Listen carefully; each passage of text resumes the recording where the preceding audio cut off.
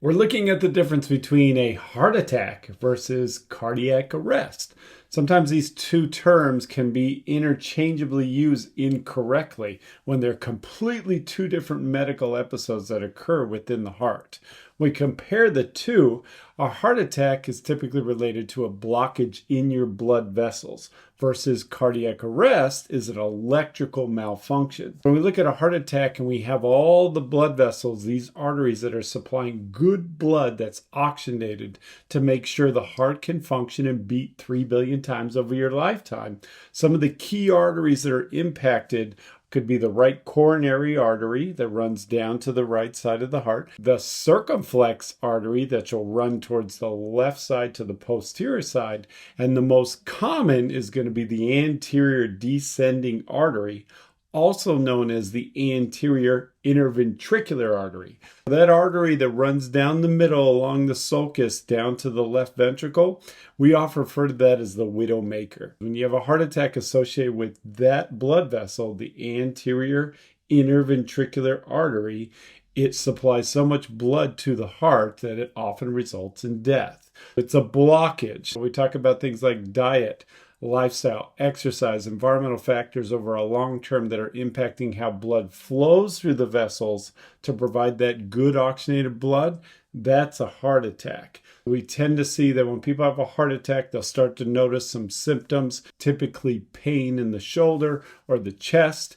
And then when they become consciously aware of it, they don't pass out. Typically, they're conscious. There's still a pulse. They're still breathing, and they'll feel that pain associated with it. The survival rate is very good compared to cardiac arrest, that upwards more than 60%. And you can live a healthy lifestyle even after a heart attack for the most part. It may decrease your lifespan. However, you can still survive it. Typically, the treatment is just calling 911 and getting care as soon as possible.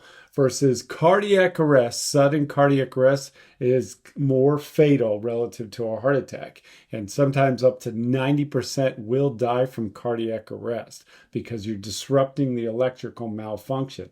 And depending where you're at, especially if you're out of a medical facility, it can be fatal. When we talk about the intrinsic conduction system or the cardiac conduction system of how you have these waves through the heart, where you have the SA node and the AV node creating the pace of that electrical activity, your pacemaker cells. If we disrupt that, and sometimes it can happen just through trauma and just compression of the chest, we see that in sports sometimes as cardiac arrest, and it can be fatal. The way we would respond with something like that is an AED, an automatic external defibrillator, which we're creating electrical output for the heart.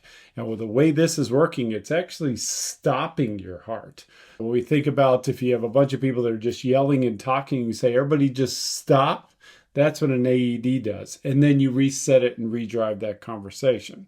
An AED is doing the same thing. It stops the heart, resets the whole process, and then let's get that electrical activity going back, hopefully the normal way. But again, it can be very fatal relative to a heart attack. They may be unconscious, they may have no pulse, may not be breathing. Cardiac arrest, because of those symptoms and what can occur during that process, is a result potentially of death. Now, a heart attack could result in cardiac arrest, but it's pretty rare. Usually only about a third of heart attacks or myocardial infarctions result in cardiac arrest. They're two completely different medical things. A heart attack could result in a cardiac arrest, but it's uncommon.